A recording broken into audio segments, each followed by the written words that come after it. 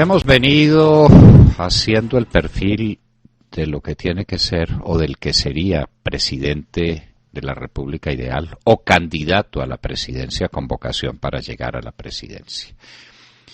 Porque los colombianos no se pueden equivocar. Ya nos equivocamos suficientemente una vez. Aquí en la hora de la verdad, ¿cuántos son los oyentes que llaman desesperados diciendo yo voté por Santos, cuánto me arrepiento? Bueno, que no quepa un nuevo arrepentimiento. Que escojamos el presidente que debamos escoger. Ahora se va a cumplir entre este viernes y este sábado próximos una ritualidad democrática de la mayor importancia. Y es que uno de los partidos con mayor vocación de poder que hay en Colombia van a escoger el candidato. ¿Con qué perfil? ¿Cómo debe ser ese candidato? En primer lugar, dijimos el lunes, grandemente confiable. Un candidato que no cambie y un candidato que no mienta. Y un candidato que no nos enrede con una campaña presidencial que va a traicionar desde el mismo día de su discurso de posesión. Necesitamos un candidato confiable con su palabra. Es decir, que su palabra sea de oro, porque su conducta demuestra que la respalda con ese pasado intachable y con ese cumplimiento siempre leal a sus obligaciones y a sus puntos de vista. Debe ser ese presidente, lo decíamos ayer, y ese candidato, un hombre con una enorme vocación gerencial. Un gran problema de este gobierno, terrible problema que ha azotado la República, es que promete mucho y no ejecuta nada, porque el doctor Santos Juan Manuel no tiene ninguna capacidad gerencial, no tiene ninguna vocación de ejecutor, no va a las cosas, como clamaba Ortega y Gasset a los españoles en su inmortal España invertebrada, mucho antes de que estallara la guerra civil con la que pagaron tantas retóricas y tantas diatribas de los unos contra los otros, sin ir a las cosas, sin ocuparse de los grandes temas de España. Pues el doctor Santos no gerencia y como no gerencia, nos pasa lo que nos está pasando, que no tenemos carreteras, ni tenemos ferrocarriles, ni tenemos el desarrollo portuario que quisiéramos tener, ni tenemos hospitales, ni tenemos universidades, ni tenemos cárceles, no tenemos nada, porque no hay ejecución, no le cumplimos a las personas que quedaron bajo las aguas en los primeros inviernos de este gobierno, no le hemos cumplido a nadie, a ningún colombiano se le ha cumplido, la Mojana sigue abandonada, los departamentos de la costa atlántica siguen abandonados, no hemos cumplido en ninguna parte porque no ejecutamos, no hay gerencia. Y ser gerente es cosa que no se improvisa. Es que yo voy a hacer, es que yo me propongo. A ver, ¿y con qué capacidad lo dice? ¿Qué antecedentes tiene usted? ¿Qué formación académica tiene como gerente? Esos son perfiles o condiciones del perfil que estábamos diseñando para un presidente de la República que lo sea de veras. Y hoy tenemos que hablar de un tema fundamental.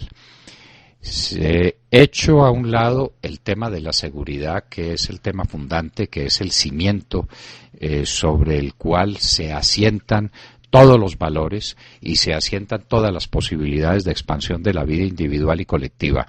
El gran tema sigue siendo la economía. Es más, la seguridad es condición, es prerequisito esencial para que haya un buen desarrollo económico. El Papa Pablo VI lo dijo, el nuevo nombre de la paz es desarrollo económico. En eso nos hemos equivocado fundamentalmente. Si no tenemos un desarrollo económico adecuado no vamos a tener paz, porque con la gente abandonada, con los niños sin ilustración, sin educación, con los jóvenes sin oportunidades de empleo, con la gente madura sin posibilidad de realizarse plenamente como trabajador, como empleado, como empresario, no vamos a tener un país. Desarrollo económico. Cuando en los Estados Unidos se estaba debatiendo una gran campaña política, alguien soltó una frase que se volvió proverbial, que se volvió paradigmática de todos los debates políticos. Es la economía, estúpido. Sí, señores, es la economía, estúpidos. Aquí hay que pensar en la economía. ¿Por qué razones? Siempre y en todo lugar la economía es fundamental. Y en un país en desarrollo sí que lo es. Es un país que está por hacer, es un país que está por construir. Y no se construyen y no se hacen las cosas sino dentro de un ambiente económico adecuado. Pero es que este país está en crisis, señores. Y está en crisis inclusive con cifras oficiales que nadie desmiente. Tenemos el más alto desempleo de toda América Latina. El gobierno del presidente Santos insiste en que creó 2 millones de empleos, pero como él no sabe economía, o como hace como si no la supiera, que es una duda que todavía conservamos, porque si sabe economía lo ha ocultado muy bien, lo ocultó cuando fue ministro y lo oculta ahora cuando fue presidente, nos hubiera explicado esos empleos, esos 2 millones de empleos, de dónde surgieron. Y sin embargo, con esos 2 millones de empleos supuestos e imaginarios, el país tiene la más alta cifra de desempleo de toda América Latina. Aquí no nos estamos cotejando, no nos estamos comparando con los Estados Unidos, ni con la China, ni con Rusia, ni con Europa. Nos estamos comparando con los vecinos y tenemos el más alto desempleo de la región.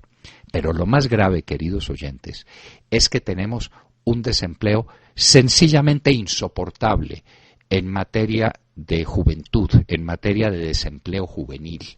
Los jóvenes no encuentran empleo. El gobierno sacó una ley, porque aquí todos son leyes y todas son promesas, para el primer empleo. Es que si no hay desarrollo económico, si no hay crecimiento industrial, si no hay crecimiento agrario, si no hay crecimiento en el área de los servicios, díganos, ¿cuáles son las oportunidades de empleo? ¿Del primero o del segundo o del último? De ninguno. No hay empleo para la gente joven en Colombia. Estamos levantando una generación frustrada, que expresa su frustración de muy distintas maneras. Estas barras bravas que se hacen matar por una camiseta, lo que en el fondo están diciendo es: estamos desolados, somos unos energúmenos, estamos furiosos porque no tenemos oportunidades en la vida.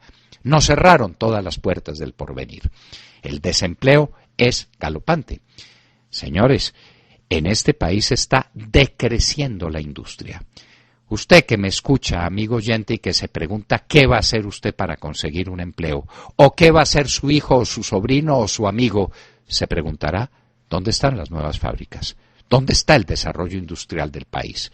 Que debía ser un desarrollo gigantesco, porque dinero lo hemos tenido todo.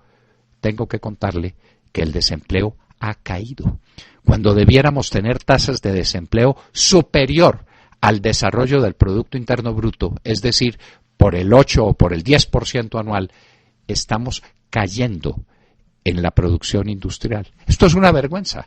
Estamos produciendo menos automóviles, estamos produciendo menos productos ferrosos, estamos produciendo menos productos maderables, estamos produciendo menos de todo. El país está en la ruina. Y uno diría, bueno, pero mire al campo. ¿Al campo? En el campo lo que se ve es desolación y pobreza y tristeza y abandono.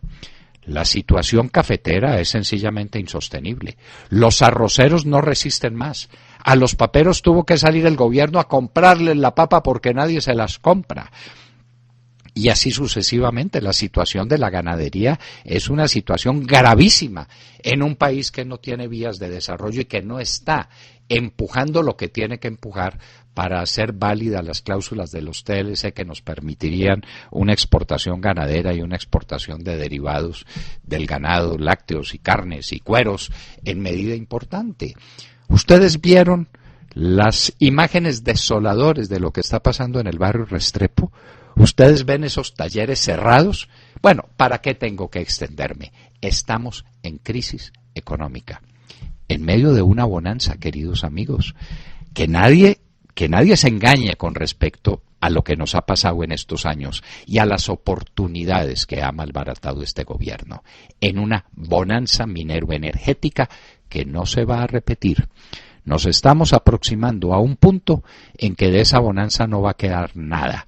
La gran minería está empezando a tener crisis, pero la producción petrolera va a tener un cambio fundamental dentro de la balanza comercial de nuestro tiempo, con los gigantescos descubrimientos que se están haciendo en los Estados Unidos de los petróleos no convencionales, que van a cambiar la faz de la historia. ¿Y nosotros en qué estamos preparados? ¿Dónde está nuestra industria? ¿Dónde está nuestra capacidad competitiva en el campo? ¿Dónde nuestras carreteras? ¿Qué se hicieron las regalías? Queridos oyentes, las regalías, ¿dónde están? ¿Dónde se invirtieron juiciosamente? ¿Cuál es el resultado de esas inversiones? En suma, no nos equivoquemos. Aquí tenemos que salir de un abismo, de una crisis económica de unas proporciones gigantescas. ¿Y quién puede abanderar esa crisis económica sino un economista curtido? Un hombre de mucha academia y de mucho estudio y de grande experiencia en los temas económicos. Ustedes dirán, el presidente Uribe no es un académico de la economía. No, pero la practicó y la estudió la vida entera. Uno habla sobre temas económicos con el presidente Uribe y encuentra un hombre de enormes conocimientos. Yo lo vi en discusiones con el ministro de Hacienda. Mi colega Roberto Junguito decía, estoy muy ocupado porque me estoy preparando para una entrevista con el presidente Uribe, porque conoce a fondo los temas económicos. Necesitamos un gran economista, de alta academia, pero conocedor de todos los secretos de la economía, en el doble campo de la microeconomía, que se ocupa del trabajo al interior de las empresas y al interior de los hogares, al interior del fenómeno del consumo, y de la macroeconomía, que está dado por los patrones de comportamiento de la economía que dirige el gobierno, las grandes líneas del crédito, las grandes líneas del comportamiento cambiario, las grandes líneas del comportamiento crediticio, por supuesto. ¿Dónde está ese economista? Ustedes lo tienen que encontrar. Pero no vamos a buscar aquí diletantes, personas que en 2 minutos o en un ratico reciban una clase extra de economía a ver si entienden qué demonios es el Producto Interno Bruto y en qué consiste el M1 y el M2 y el M3 dentro de la estructura de crédito. Necesitamos un economista que lo sea de veras, un hombre a quien la Junta del Banco Directiva del Banco de la República no lo embolate, que el ministro de Hacienda sepa que tiene un compromiso muy alto cuando habla con él para superar esta crisis, para que nuestros hijos y nuestros sobrinos y los niños y los jóvenes de Colombia tengan una oportunidad para el mañana, para que usted pueda conseguir empleo, para que tengamos un desarrollo económico que justifique la paz por encima del 6% del Producto Interno Bruto año por año. La perspectiva máxima de Colombia en este año es el 4% y eso es un desastre. Que no se necesita un economista, vaya que se necesita. Pero repito, de alta academia y de grandes ejecutorias en el mundo económico. Que no lo tomen de sorpresa, que no lo engañen, que no jueguen con él en los grandes temas de la economía, que los maneje con una grande serenidad, pero al mismo tiempo con una grande erudición. Un economista que lo sea de veras, pero que tenga sentido práctico de la economía. No necesitamos un simple teórico economista. Yo no sé si el señor Schumpeter y el señor Samuelson o cuántos otros, o Stiglitz, fueron prácticos en la vida económica. Hay que estudiar sus teorías. ¿Cuántas horas le dedicamos a estudiarlos a ellos, a cada uno de ellos? Pero por Dios, un economista con sentido práctico, que de veras haya manejado economías en los sectores privados y economías en el sector público. Es la economía, estúpidos. No nos equivoquemos.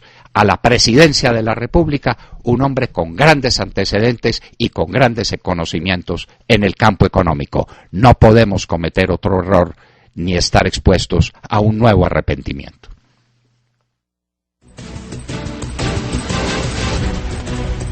Acaban de escuchar el editorial del doctor Fernando Londoño en La Hora de la Verdad en Radio Red a las 7 de la mañana, 23 minutos.